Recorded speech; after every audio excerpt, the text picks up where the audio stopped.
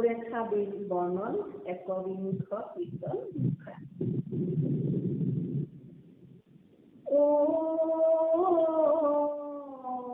ৰাম জগন্নাথ জগন্নাথ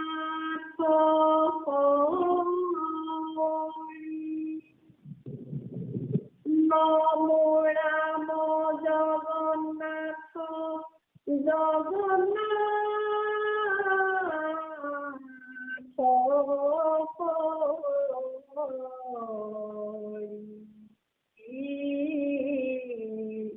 ৰাম জগন্নাথ জগন্নাথ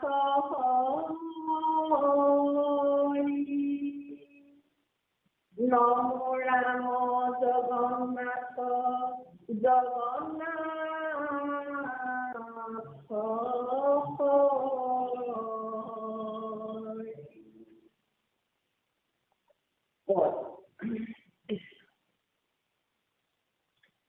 ব্ৰহ্মায় বুলন্ত ইন্দ্ৰ তুণ্ডনী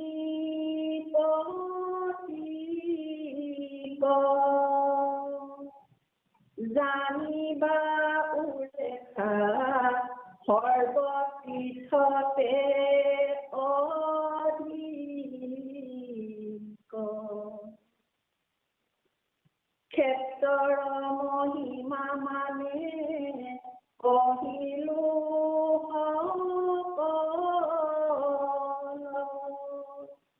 শুনা জগন্নাথ নাম কীৰ্তনৰ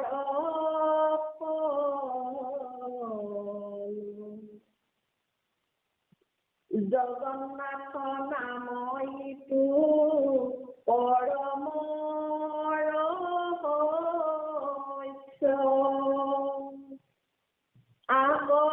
আগমদালৰে যিটো পৰিমল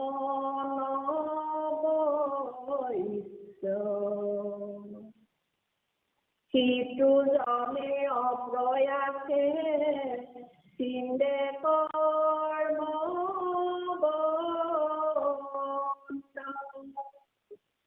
হাততে মুকুতি তাৰ নলাগে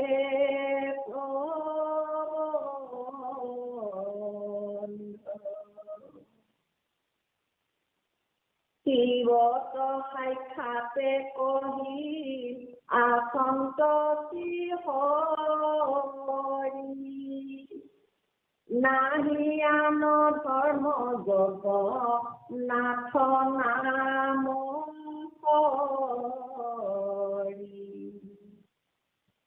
জগন্নাথ নাম যিটো তুমৰ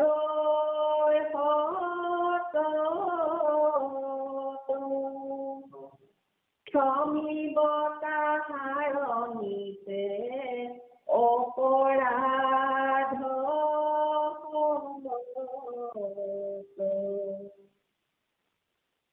জগন্নাথ নাম যিটো হেলায়ে উত্তৰে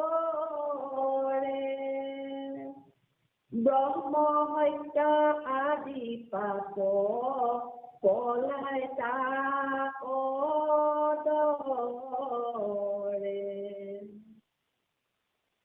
এৰিলে আশাৰ যিটো খাইলে জ্ঞান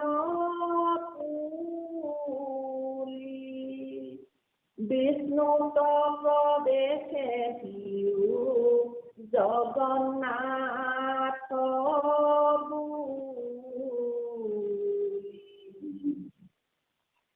জগন্নাথ নামৰ সীমা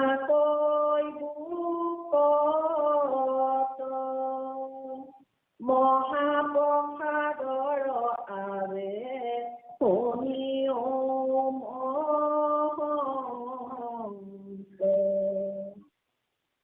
যত ফল পাৱে যজ্ঞ সুমত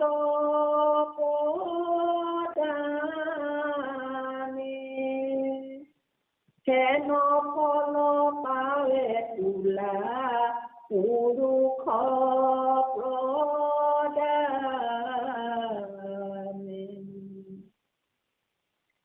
যেন ফল লভে ভুঞ্জাই ব্ৰাহ্মণ কোটিক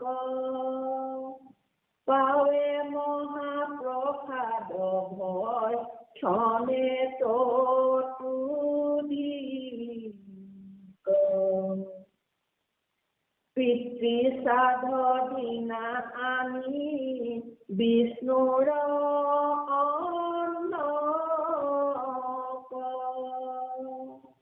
ভক্তি ভাৱে দেয় যিটো পিতৃ দেৱতাক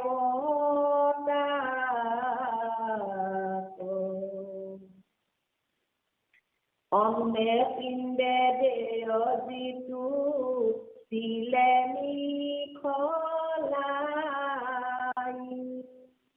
কোটি কল্প মানে পিতৃ শুদ্ধ পিতৃ খাই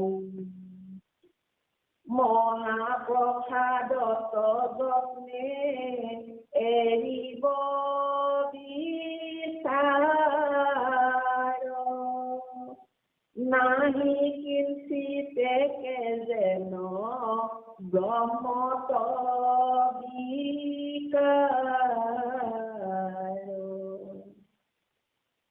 বিষ্ণুৰ নৈবেদ্য যত অন্ন পিঠা পনা ভক্ষা ভক্ষ তাহাৰবি চাৰে যিটো জনা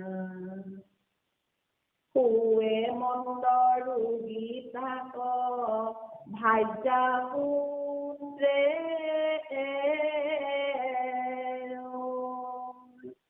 নাহিকে নিস্তাৰ গুৰ নৰকত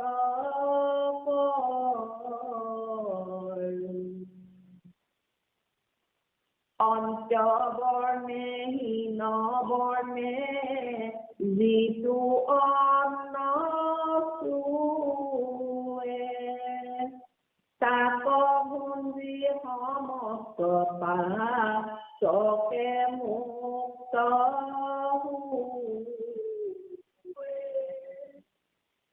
চুৱা গংগা বুলি যিটো অন্ন নখাই মোৰ বিপদে পোৱালে তাক কৰো দণ্ড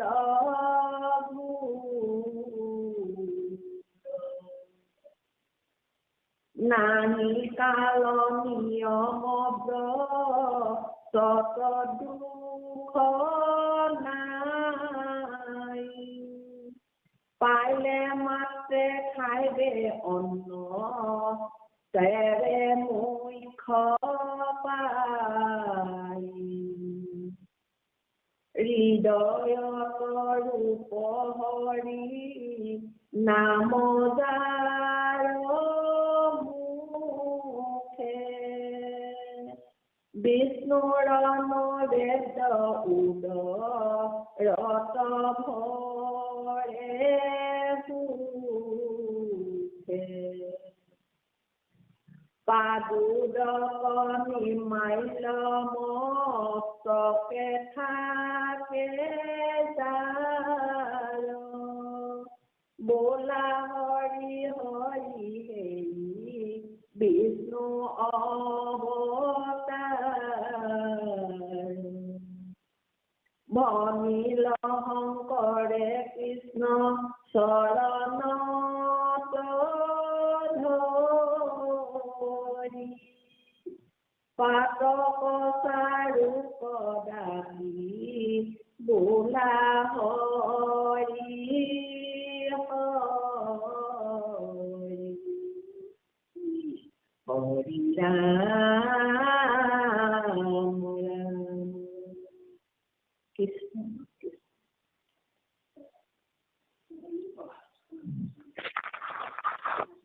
কৃষ্ণ কৃষ্ণ মাধৱ মাধৱ মাধৱ।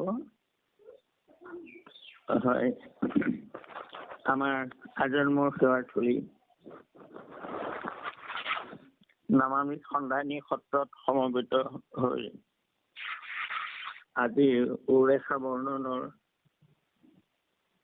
শেষ কীৰ্তন ভাগি সুন্দৰকৈ পাঠ কৰি সকলোকে আনন্দ দিয়া কিয় নাই। আৰু আমাৰ সমৰ ব্যক্তি ডেকা বাপ আৰু পৰিচালক হাতীমীয়া বাপুকে মুখ্য কৰি সমস্ত বাপ চৰণলৈ আমাৰ ভক্তি ভৰা সেৱা ভাগি নিবেদিছো। মই আজি সেই মোৰ ছোৱালী নাতি জোঁৱাই এইবোৰ আহি ইয়াত আছিলেহি। সিহঁতক তাৰমানে হেৰিয়াত ট্ৰেইনত তুলিবলৈ মই গলোগৈ। গৈ এই আহি এই তাৰমানে এই কীৰ্তন শেষ হওঁতেহে মই আহি পাইছোহি। বাৰু যি কি নহওক, এয়া ১বিংশ কীৰ্তন জয় জগন্নাথ জগন্নাথ জগন্নাথ হৰি নম ৰাম জগন্নাথ জগন্নাথ হৰি। অৰ্থাৎ জগন্নাথ নামটি বাৰে বাৰে উচ্চাৰণ কৰিবলৈ এয়া ঘোষাত আমাক আহ্বান জনাইছে। আৰু ব্ৰহ্মাই বদন্ত ইন্দ্ৰদ্যুম্ন নিপতিক জানিবা ঔৰেখা সৰ্বতীৰ্থটো অধিক। হয়, সকলো তীৰ্থৰ ভিতৰত ঔৰেখা অধিক।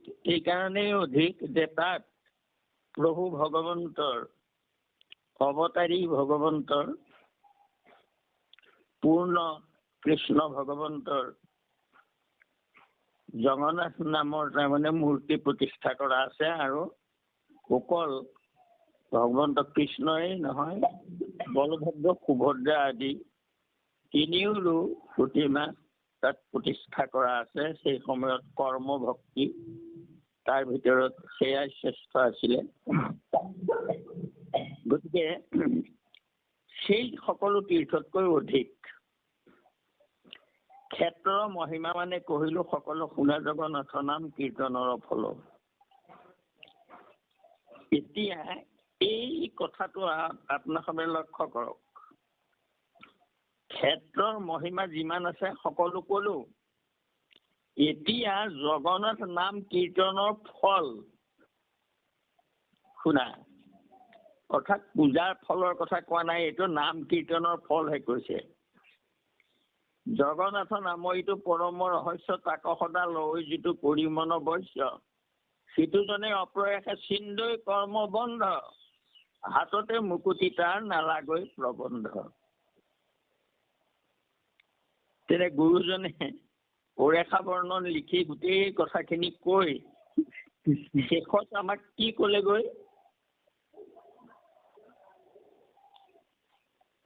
যে জগন্নাথ নামে পৰম ৰহস্য, তাক যিজনে মন বৈশ্য কৰি সদায় লয়, সিটোজনে অপ্ৰয়াসে চিন্দৈ কৰ্ম বন্ধ, হাততে মুকুতি তাৰ নলাগৈ প্ৰবন্ধ। তেওঁক কোনো কষ্ট কৰিব নালাগে, সাধনা কৰিব নালাগে, হাততে মুকুতি মাত্ৰ নামটো লৈ থাকিলেই হ'ল। জগন্নাথ নাম শিশৱ সাক্ষাতে কহি আচন্ত শ্ৰী হৰি, নাহি আন ধৰ্ম জগন্নাথৰ নাম হৰি। আৰু এই কথাটো শ্ৰী হৰিয়ে নিজে কোৱা কথা। নাহি আন ধৰ্ম জগন্নাথৰ নাম হৰি। জগন্নাথ নামৰ সমান অন্য ধৰ্ম নাই। জগন্নাথ নামৰ যিটো সোমৰে সতত দেখিব তাহাৰ নীতি, দেখিবলৈ ক্ষমিব হ'ব লাগে অপৰাধ সাত, যে সকলো সাত অপৰাধ নাম উচ্চাৰণ কৰিলে সকলো অপৰাধ মাৰ্জনা কৰিব। জগন্নাথ নামৰ যিটো হেলাই ওচৰে ব্ৰহ্ম হত্যা আদি পাপ পলাই তাক দৰে, হেলাটো শ্ৰদ্ধাই হেলাই লৈ নৰা মাতৃৰ তৰে ভৱ কোপ বুলি আমাৰ ঘোষাটো কৈছে। গতিকে এয়া এৰিলে আচাৰ যিটো খাইল জ্ঞান পুলি বিষ্ণুত প্ৰৱেশে সিও জগন্নাথ বুলি।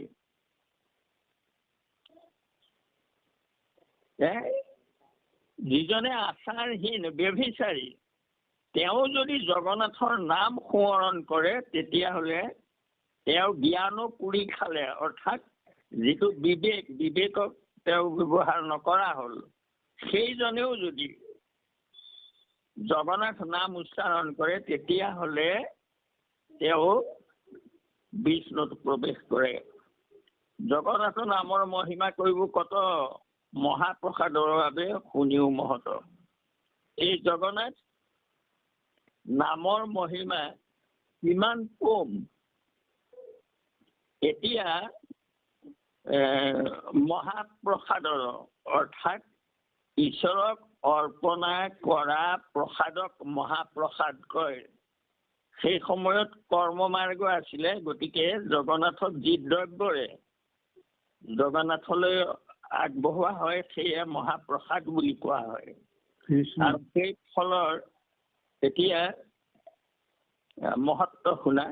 যেন ফল পাৱৈ যজ্ঞ হোম তপ দানে, যেন ফল পাৱৈ তোলা পুৰুষ প্ৰদানে, যেন ফল লভৈ ভুঞ্জাই ব্ৰাহ্মণ কুটিক, পাৱৈ মহাপ্ৰসাদ ভক্ষণে তত্ত্ব ধিক, পিতৃশ্ৰাদ্ধ দিনে আনি বিষ্ণুৰ অন্নক, ভক্তিভাৱে দেয়জিত পিতৃ দেৱক, অন্নে পিণ্ডে দেয়জিত তিলা মিহলাই, কোটি কল্প মানে তৃপ্তি হন্ত পিতৃ খাই। এয়া যে সেই জগন্নাথৰ প্ৰসাদ, জগন্নাথত অৰ্পণ কৰা প্ৰসাদ যদি পিতৃ শ্ৰাদ্ধৰ দিনাও আনি কাৰোবাক তাৰমানে খুৱাই ভকতক, তেতিয়াহ'লে কোটি কল্প পিতৃ সন্তুষ্ট হৈ থাকে পিতৃলোক। আৰু মহাপ্ৰসাদত যত্নে এৰিব বিচাৰ, নাহি কিঞ্চিত একো জানা ব্ৰহ্মত বিকাৰ। গতিকে ঈশ্বৰত অৰ্পণা কৰা দ্ৰব্য, এতিয়া জগন্নাথত সেয়া অৰ্পণা কৰিছিলে কৰ্মমাৰ্গৰ কথা, আৰু এতিয়াও আমিতো জগন্নাথতে অৰ্পণ কৰিয়ে প্ৰসাদ খাওঁ। আমি সকলো ঈশ্বৰতে অৰ্পণ কৰি পেলাই আমি কৰোঁ। গতিকে সেয়ে জগন্নাথ প্ৰসাদ। কৃষ্ণ বিষ্ণু নৈবেদ্য যত অন্ন পিঠা পনা, ভক্ষা ভক্ষ তাহাৰ বিচাৰে যিটো জন, হৈ মন্দ ৰোগী তাৰ ভাৰ্যা পুত্ৰে এৰৈ, নাহিকে নিষ্ঠাৰ ঘৰ নৰকত পৰে। ঈশ্বৰক অৰ্পণা কৰা প্ৰসাদ কোনেও নিন্দা কৰিব নালাগে। তেনে অন্তে যেও ব্ৰাহ্মণক দিব পাৰে ঈশ্বৰৰ প্ৰসাদ, এই কথাটো কোৱা হৈছে। চোৱা গঞ্জা বুলি যিটো অন্ন নাখাই মৰ, বিপদক পাৱৈ তাক কৰোদণ্ড ঘৰ। যদি সেই ঈশ্বৰৰ অৰ্পিত দ্ৰব্য কোনোবাই আমুকে দিলে তামুকে দিলে এনেকুৱা কৰি ঈশ্বৰৰ অৰ্পিত দ্ৰব্য কোনেও নষ্ট কৰিব নোৱাৰে। গতিকে তাত বিচাৰ কৰিব নালাগে। এতিয়া আমাৰতো প্ৰসাদ কোনে সহায় সজাইছে, কোনে দিছে প্ৰসাদ, এই ঈশ্বৰৰ নাম গাই হেৰি কৰা মানুহৰ তাত আৰু দেউৰী বিলনীয়া আমুকে দিলে নাখাওঁ তামুকে দিলে নাখাওঁ, এনেকুৱা কথাবোৰ, এইবোৰ তাৰমানে আচলতে হ'ব নালাগে। অৱশ্যে তাত এটা কথা আছে যে বিষ্ণু প্ৰসাদটো ভগৱন্তক অৰ্পণ কৰি প্ৰসাদ কৰিছে নে নাই এইটো ডাঙৰ কথা। হয়, অৰ্পণা কৰিব জানিছে নে নাই তেওঁ, আৰু সেয়া প্ৰসাদ কৰি দিব পাৰিছে নে নাই সেইটোৱে কথা। আমাৰ আইসকলে আমাক তাৰমানে প্ৰসাদ সিদ্ধ কৰি দিয়ে নে নাই ভাত ৰান্ধি দিয়ে, এইটোৰ মাজত পাৰ্থক্য আছে। গতিকে সেয়া প্ৰসাদ কৰি দিব লাগিব। ঈশ্বৰত অৰ্পণা নকৰিলে সেয়া প্ৰসাদ কেতিয়াও নহয়। সেইকাৰণে সেই কথাটো কিন্তু আমি জানিব লাগিব যে সেয়ে চাউল এভাগ সিজাই দিছে আৰু দি পেলাই প্ৰসাদ বুলি যদি কয় কামত নাহিব। ঈশ্বৰৰ অৰ্পণা সেয়া নেখালে দোষ নাই, কিন্তু প্ৰকৃততে ঈশ্বৰৰ অৰ্পণা কৰা দ্ৰব্য প্ৰসাদ যদি কোনোবাই নেখাওঁ নচওঁ বুলি কয়, তেতিয়াহ'লে সেইটো দোষ হ'ব।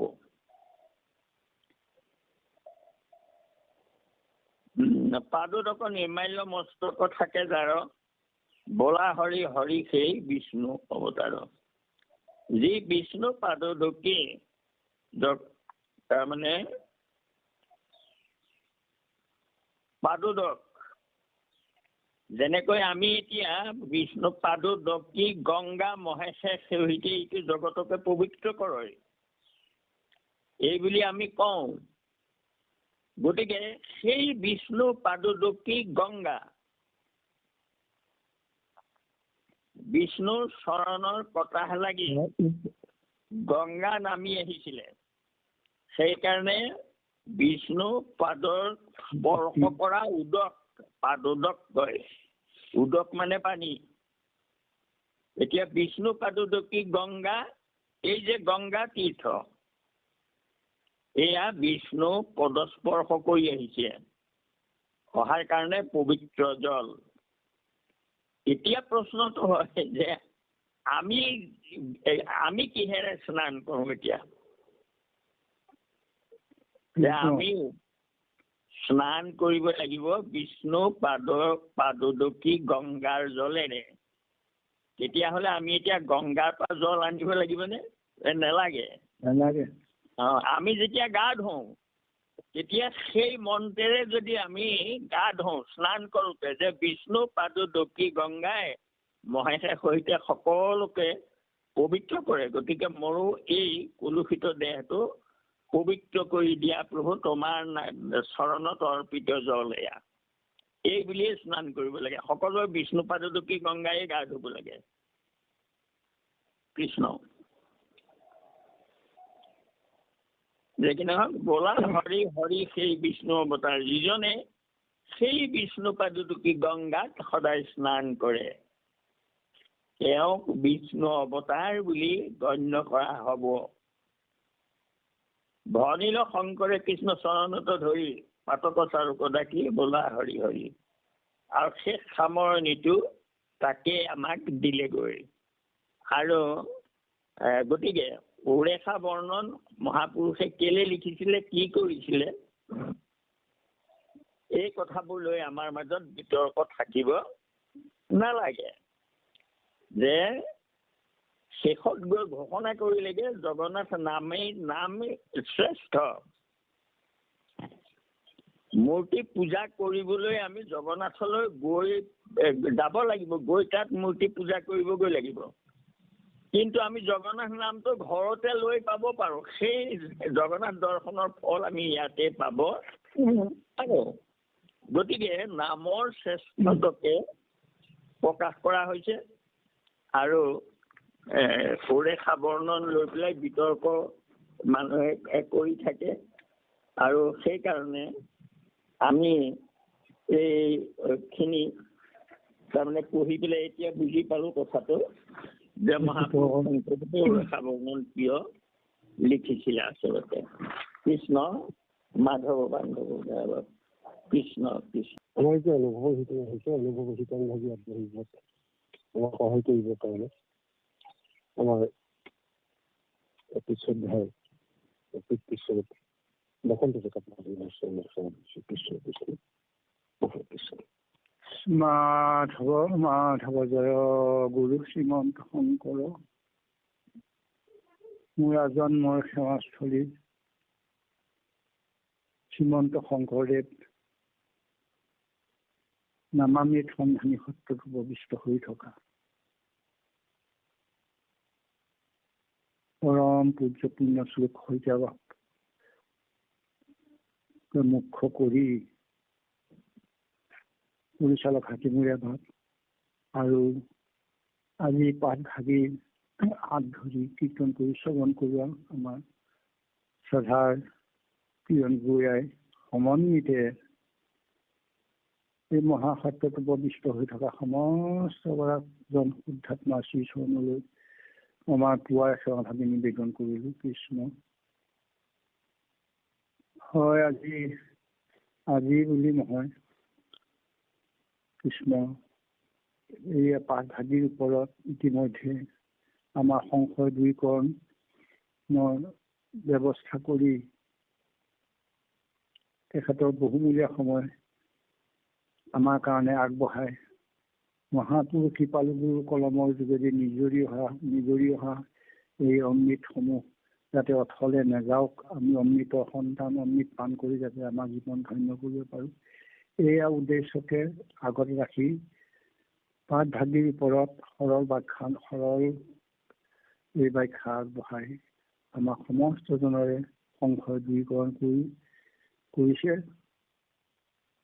কাৰণ যুগ ধৰ্মৰ উপৰিও তেতিয়া সেই যুগত মূৰ্তি পূজা আছিল, কিন্তু মূৰ্তি যদিও সকলো মূৰ্তিকে পূজা কৰা নাছিলে, সেৱা কৰা নাছিলে, কেৱল ভগৱন্তৰ মূৰ্তিৰ ওপৰতে নিৰ্ভৰ কৰি সেৱা পূজা কৰিছিলে।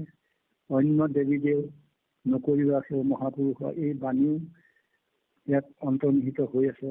গতিকে কলি যুগৰ সেই যুগৰ ধৰ্ম হিচাপে মূৰ্তি পূজা হৈছিল যদিও সেয়া আমাক মহাপুৰুষে পৰৱৰ্তী সময়ত আকৌ আৰু পৰিষ্কাৰ কৰি তেখেতৰ আমাক কলমৰ যোগেদি নিৰাকৰণ কৰিছে।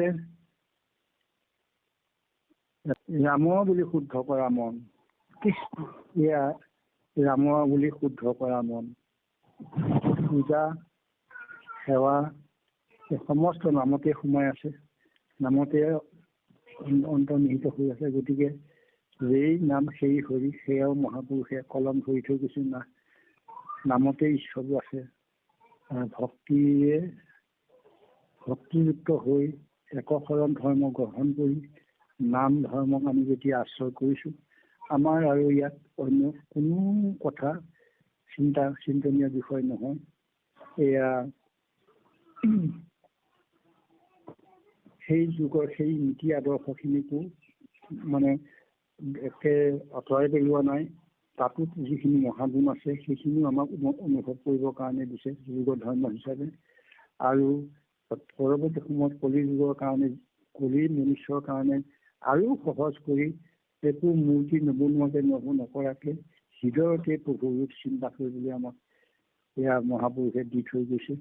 গতিকে ইয়াত আমাৰ উৰেষা বৰ্ণনৰ গোটেই অধ্যায়টিৰ যোগেদি যিখিনি কথা অন্তৰ্নিহিত হৈ আছিলে, সমস্ত প্ৰতিটো কীৰ্তনৰে মহাপুৰুষে বেলেগ বেলেগ ধৰণে আমাক পৰিশুদ্ধ ৰূপত হৰিভক্তি কৰিবৰ কাৰণে নামৰ মহাগুণৰ কথা প্ৰকাশ কৰি আমাক ধন্য কৰিছে। আৰু আমাৰো আলোচনা বিলোচনা মাজেদি আমি কৰি অহা ভুলসমূহ বা আমি নাভাবিব লগা কথাবিলাক, পালন কৰিব নলগীয়া কথাবিলাকৰ ওপৰত যি সংশয় আছিলে, এয়া সংশয়ো এই পাঠ ৰেখা বৰ্ণনৰ অধ্যায়টিৰ যোগেদি আমাৰ সংশয় নিৰাকৰণ কৰিছে। বিশেষকে আমাৰ সবাৰ পৰম পূজ্য পুণ্যশ্লোক শইকীয়া প্ৰভুজনাই এইখিনি আমাক বিশেষকে উৰেষা বৰ্ণন এই অধ্যায়টি অলপমান সদায় জটিল কৰি থাকে। ইয়াৰ যেনেভাৱে ল'ব লাগিছে তেনেভাৱে এতিয়ালৈকে আমাৰ সমাজত গণকুল হৈ আছে, চিন্তা ভাৱনাত দূষিত হৈ আছে। এই দুখখিনি নিৰাকৰণ কৰি আমাক সকলোকে আনন্দ প্ৰদান কৰিছে। আৰু আমি মহাপুৰুষ কৃপালুগুৰুৰ লগতে আমাৰ শ্ৰদ্ধাৰ শইকীয়া প্ৰভুৰো আমি লগতে ভক্তি ভৰা সেৱা নিবেদন কৰিছোঁ। আৰু অন্তত আমাৰ এইখিনি চমু অনুভৱৰ সৈতে সমস্তজনৰে পদকমলত আমাৰ সেৱা জনাই চমু অনুভৱ সামৰিছোঁ। জয় গুৰু শ্ৰীমন্ত শংকৰ মহাদেৱ অপৰাধ বিনাশন কৃষ্ণ কৰুণাময়।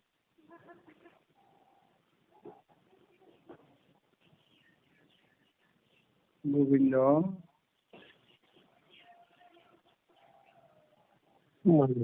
কৃষ্ণ কৃষ্ণ কৃষ্ণ কৃষ্ণ। প্ৰভু একান্ত ভক্ত শুদ্ধাত্মা আমাৰ এটা প্ৰভুজনলৈ কোটি কোটি ভক্তি হোৱা সেৱা নিবেদন কৰিছোঁ। প্ৰভু আপোনাকে কিবা পৰামৰ্শ দিয়ক। নামৰ মহিমা লিখক ভগৱন্তৰ স্থানত আমি কৃষ্ণ কৃষ্ণ মহাকৃষ্ণ। এতিয়া আমাৰ গুৱাহাটীৰ সঠিক বান্ধৱ ডক্টৰ দীপাংকৰ শইকীয়া প্ৰভুক কৃষ্ণ কৃষ্ণ কৃষ্ণ মাধৱ মাধৱ জয় গুৰু শংকৰ। জয় জয়তে আমাৰ ত্যাদৰাল পৰম পূজ্যপদ পুণ্যশ্লোক দেউতাৰ চৰণলৈ পোৱাৰ ভক্তি ভৰা সেৱা ভাগি আগবঢ়ালো। অনুষ্ঠানটিৰ সমল ব্যক্তিৰ ৰূপে থাকি বয়োজ্যেষ্ঠ বা বসন্ত ডেকা বৰজনে ইমান সুন্দৰভাৱে নামৰ মহিমা তেখেতে বৰ্ণনা কৰিলে আৰু জগন্নাথৰ নাম আমাক কি দিছে এই গোটেই আদ্যপন্ত তেখেতে অতি সংক্ষেপে আমাৰ আগত প্ৰকাশ কৰিলে। আমি তেখেতৰ চৰণলৈ সেৱা ভাগি আগবঢ়ালো। অনুষ্ঠানটি সুভাৱে পৰিচালনা কৰি ৰখা শ্ৰদ্ধা হাতীয়া বাবজনৰ চৰণলৈ সেৱা ভাগি আগবঢ়ালো। আজি আমাক স্বাৱলম্ব প্ৰদান কৰা ভক্তি মাতৃ কিৰণ যুগৰ চৰণলৈ আমাৰ পুৱাৰ ভক্তি ভৰা সেৱা ভাগি আগবঢ়ালো। লগতে আজি সত্ৰ সমাজত উপস্থিত থকা সমূহ আই বাপ বান্ধৱৰ চৰণলৈ আমি পুৱাৰ সেৱা ভাগি আগবঢ়ালো। মাধৱ মাধৱ কৃষ্ণ কৃষ্ণ। আজি আমি উৰেষা বৰ্ণনৰ অন্তিম যিভাগী কীৰ্তন সেই ভাগে আমি শ্ৰৱণ কৰিলো আৰু সমস্ত ৰস জগন্নাথৰ কি ৰস আছে গোটেই কথাখিনি গোপালগুৰু মহাপুৰুষ শংকৰজীজনে আমাক অতি সুন্দৰভাৱে বৰ্ণনা কৰিছে আৰু ইয়াৰ যোগেদি একশৰণ হৰিনাম ধৰ্মৰ যথাৰ্থতে প্ৰকাশ কৰিছে। যিটো মই বয়োজ্যেষ্ঠ বা বসন্ত ডেকা বাবজনে উল্লেখ কৰিছে, হয় উৰেষা বৰ্ণনক মন্ত্ৰখিনিক লৈ সমাজত যিটো বিভ্ৰান্তিৰ সৃষ্টি হৈছে সেইটো আচলতে আমি কৰিছো, গুৰুজনে একোৱেই কৰা নাই। আমি ভাবি লৈছো পূজা কৰিব লাগে, আমি এনেকে জাক যজ্ঞ কৰিব লাগে, কিন্তু গুৰুজনে সেয়া কৰা নাই। গুৰুজনে প্ৰথমতে হৈছে যে সেই যুগত সেই যুগ ধৰ্ম অনুসৰি যেনেকৈ ভগৱন্তক স্তুতি প্ৰাৰ্থনা কৰিছিল সেই কথাখিনি ইয়াত সুন্দৰকৈ বৰ্ণনা কৰিছে। সেই কথাখিনি নকৰাকে থকা নাই, কৰিছে হয় সেই যুগত কৰিছে, কিন্তু কোৱা নাই যে এই যুগত কৰিব লাগে। আৰু গোটেই কীৰ্তনখিনি আমি শুনাৰ পাছত আমাৰ এটা অনুভৱ হৈছে যে ইন্দ্ৰদ্যুম্ন ৰজাই মূৰ্তি স্থাপন কৰিবৰ কাৰণে প্ৰথমতে পূজা কৰা নাছিলে, ভগৱানক অগবাহন কৰিবৰ কাৰণে ঈশ্বৰ তত্ত্ব উপলব্ধি কৰিবৰ কাৰণে তেওঁ সপ্তম ভকতিৰে সাত পঞ্চায়ত এক কৰি কেৱল কৃষ্ণ নাম জগন্নাথ আছে বুলি উত্ৰাল হৈছিলে। গতিকে সেইয়া ভক্তি সপ্তম ভকতি, সেই ভকতিত জগন্নাথ নিজে ক'ত আছে সেই যুগ ধৰ্ম অনুসৰি তেনেকে দায়ো হ'ব, এই গোটেই কথাখিনি ভগৱন্তে দিলে। আৰু এইখিনি দিবৰ কাৰণে ইন্দ্ৰদ্যুম্নই কোনো জাক যজ্ঞ পূজা কৰা নাছিলে। যেতিয়া ভগৱন্তক পাই প্ৰতিষ্ঠা কৰিলে তেতিয়া যুগ ধৰ্ম অনুসৰি তেখেতে হয় জাক যজ্ঞ পূজা কৰিছে। সেইটো কোনো অসুবিধাজনক কথা নহয়। সেইটো আমাক কোৱা নাই যে তোমালোকে এতিয়া মুক্তি বনাই কৰ্ম মাৰ্গ বা কৰ্ম ভক্তিত প্ৰতিপন্ন হৈ যোৱা, সেইটো কোৱা নাই। আমাক খালি প্ৰাবল্যটো দেখুৱাইছে যে নামে ইন্দ্ৰদ্যুম্ন ৰজাক কেনেকৈ ভগৱন্তক দৰ্শন দিয়ালে, ভগৱন্তক ক'ত পূজা কৰিব সেয়া দেখুৱাই দিলে। গতিকে আমিও সেইখিনি ল'ব লাগিব। আজি শেষৰ কীৰ্তন ভাগতো দেউতাই সুন্দৰকৈ বৰ্ণনা কৰিছে যে শুনা জগন্নাথৰ নামৰ কীৰ্তনৰ ফল বুলি কৈছে গুৰুজনাই। শুনা জগন্নাথৰ পূজাৰ ফল বুলি কোৱা নাই, নামৰ কীৰ্তন। নামৰ কীৰ্তন মানে কি? জগন্নাথৰ নাম। জগন্নাথৰ নাম মানে কি? ভগৱন্ত। জগতৰ নাম জগন্নাথৰ নাম কৃষ্ণ। গতিকে কৃষ্ণৰ নাম কীৰ্তন কি কৰিম? কৃষ্ণৰ লীলা, কৃষ্ণৰ গোটেই যিবিলাক বাল্য লীলা আছে, বিভিন্ন লীলা আছে, কৃষ্ণ অৱতাৰ, এই সকলোবিলাক আমি ল'ব লাগিব, কীৰ্তন কৰিব লাগিব। জগন্নাথৰ নামৰ এইটো পৰম ৰহস্য বুলি কৈছে। তাত কোৱা নাই যে জগন্নাথৰ পূজাতেই পৰম ৰহস্য বুলি কোৱা নাই। সেই জীৱনতকৈ পূজাৰ বৰ্ণনা কৰিলে, কিন্তু আমাক কৈছে যে জগন্নাথৰ নামটোহে পৰম ৰহস্য। আৰু ইমান সুন্দৰকৈ কৈছে জগন্নাথৰ নাম যিটো সোণেৰে সততে। ইয়াত কোৱা নাই যে জগন্নাথৰ পূজা যিটো কৰে সততে বুলি কোৱা নাই। ইয়াত কৈছে নাম লোৱা অৰ্থাৎ কীৰ্তন কৰা। কৃপালুগুৰুৱে ইমান সুন্দৰকৈ কৈছে নহয় জগন্নাথৰ পূজা যিটো কৰে সততে বুলি ক'লেহেঁতেন, ইয়াতকৈ নাম সোণেৰে সততে কৈছে। আৰু সেই নাম যদি আমি হেলা কৰি লওঁ তেতিয়াহ'লে আমি কৰ্মহত্যা পাপৰ নিচিনা পাপৰ পৰা আমি পৰিত্ৰাণ পাব পাৰোঁ। আমাৰ জগন্নাথৰ নাম ল'লে আমি বিষ্ণুত সোমাব পাৰোঁ। ইমান সুন্দৰকৈ কেৱল নামৰ মহিমা কৰে, ইয়াত কোনো পূজা কৰা কথা কোৱা নাই। গতিকে সেই যুগ অনুযায়ী পূজা কৰিছিলে, হয় সেইটো দোষণীয় নহয়, কিন্তু আমি এই যুগত কি কৰিব লাগিব? জগন্নাথৰ নাম ল'ব লাগিব।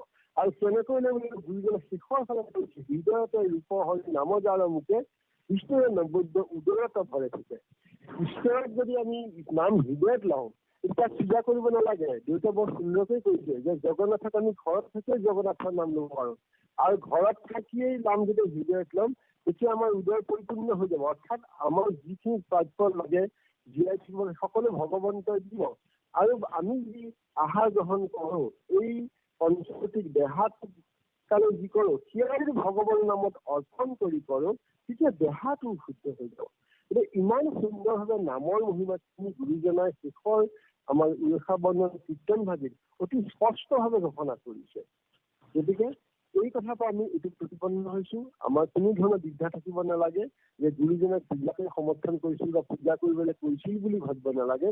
গুৰুজনে পূজা বৰ্ণনা কৰিছে সেই বিষয়ে, কিন্তু কৈছে কি জগন্নাথ নামৰ ইটো পৰম ৰহস্য। এই পৰম ৰহস্য জগন্নাথ নাম কীৰ্তনৰ কথা কৈছে। এতিয়া আমাৰ এইখিনি একান্ত অনুভৱ হৈছে, আমি এইখিনি আপোনাৰ সবৰ আগত অৱগত কৰোঁতে কথাটোতে নোহোৱাকৈ থকা নাই। তাৰ ফলত হ'ব পৰা অপৰাধখিনি আপোনালোকৰ চৰণত সেৱা ধৰিলে মাৰ্জনা কৃষ্ণ মাধৱ জয় গুৰু শংকৰ। মাধৱ মাধৱ কৃষ্ণ কৃষ্ণ কৃষ্ণ মহাকৃষ্ণ একান্ত ভকত শুদ্ধত্মা আমাৰ ডক্টৰ দীপঙ্কৰ সৈতে প্ৰভুজনৰ ভক্তিভাৱ নিবেদন ঈশ্বৰ কিবা পৰিচাল কিবা কৰক স্বাস্থ্য দিয়ক দেখুৱাওক ভগৱন্ত চৰণৰ প্ৰাৰ্থনা জনাব কৃষ্ণ কৃষ্ণ কৃষ্ণ মহাকৃষ্ণ। এতিয়া লখিমপুৰ উমাশংকৰ সৈতে প্ৰভুলৈ